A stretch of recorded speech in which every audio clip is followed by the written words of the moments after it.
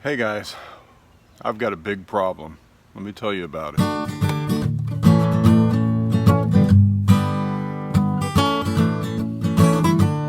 Well, I have a big problem in my garden. It's pretty much a catastrophe problem, and I'm going to tell you about it so you can be warned, because I have advocated for the use of this stuff. This is Coastal Bermuda hay.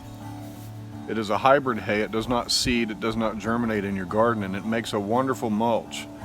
And I've advocated for that, and I've encouraged people to use it. But I'm afraid I'm going to have to put a bit of a disclaimer on that encouragement, because I've unfortunately discovered something, much to my peril, that can happen if you use this stuff. And that is herbicides. I have discovered this year, now I've used this in previous years with no problems whatsoever. I've used this in my garden with all these 3 beds here. This year though, I noticed something in my plants. Let me show you. This tomato is distressed. Its leaves are badly formed. It's dying. This tomato plant and all my tomato plants that are in the ground are dying. And they're not growing, and they're stunted, and they're struggling, and they're stressed.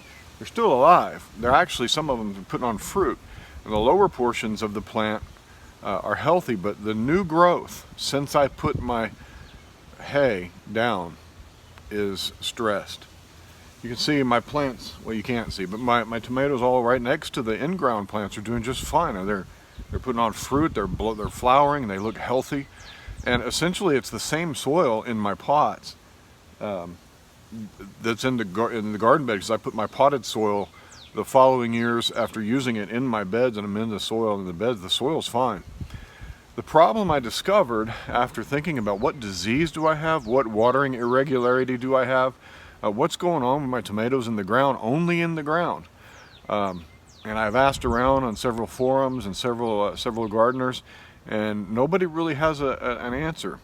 Until I had a comment from somebody on my Hay for Mulch video asking me had I considered the dangers of herbicides. And that got me thinking,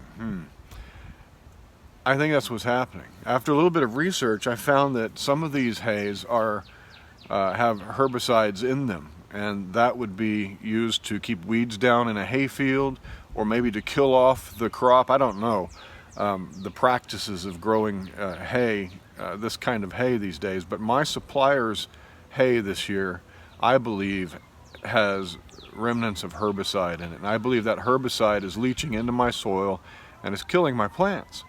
And the reason I believe that is it didn't happen until I got a good heavy rain. And after that good heavy rain, all these healthy plants started to shrivel up on their upper leaves. And I believe that I've poisoned my plants using this stuff, and that's a catastrophe. After researching, they say that most of the plants won't recover. They'll survive, and they'll be stunted, and they won't give good fruit. But especially tomatoes, they say. Tomatoes are especially susceptible to herbicides, and they'll probably die off. So what I'm going to do now is I'm going to cease recommending that you use Coastal Bermuda hay as mulch, unless you know for a fact that your supplier is using some clean hay and hasn't treated their fields with herbicide. I don't know how you find that out. So for me, that's it. I'm done. I'm going to have to use a different kind of mulch. I'm going to have to use my lawn clippings and my leaves and things that I'd used before that I usually run out of about halfway through the season. So I'm going to have to be creative and find some solutions here. But I'm going to pull all of this hay out of these beds and salvage what I can salvage. I'm going to give these plants another week to see what happens when I've removed the hay. I'm going to water them in real good, and I'm going to see what happens, but more than likely I'm going to have to pull all those plants out of there. Now I want to pick all this up because I mow here, and my grass goes into my compost pile and into my future mulch. So I want to pick all this up that I can, and my first mowing of this area I'll probably discard, unless you think it will break down through the compost process and that what little herbicide is left in there won't make a difference. But yeah, a lot of added work, huh? So my plan moving ahead, I'm going to pull out the tomatoes if they don't recover in a week. And it's already late into the season, so I'll just start my summer crop, and I'll put cowpeas in my beds, and cowpeas will do a good job. That's the plan anyway for the summer, but I'll just have to go a little earlier. Well, unfortunately, that's gardening. That's the way things go. And when your garden suffers a catastrophe, you take it and you run with it and you learn from it. And I've told you on my channel that we're not experts here. This is how we garden, and these are the things we do, and we learn as we go. And if we learn something we can share with you, we're going to share it with you, and hopefully you can avoid problems by learning from our mistakes as well as our successes. But yeah, today we've got a mistake. Today we've got a catastrophe that we didn't foresee, and I think you learn the hard way sometimes. And wisdom is that you can take a lesson from me and not put some stuff in your garden without knowing beforehand just exactly what you've got on your hands. This hay that is clearly infested with some sort of an herbicide has been a very bad thing, and very discouraging. But we're encouraged knowing that we can overcome this. We can find some creative way to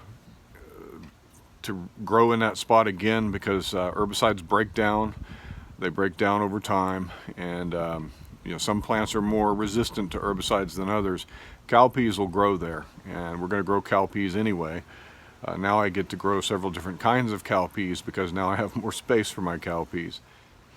This is also a good reason why I container garden. It gives me variety, it gives me safety, and it gives me control over a small portion of soil that if something goes wrong in a small container, I haven't lost much.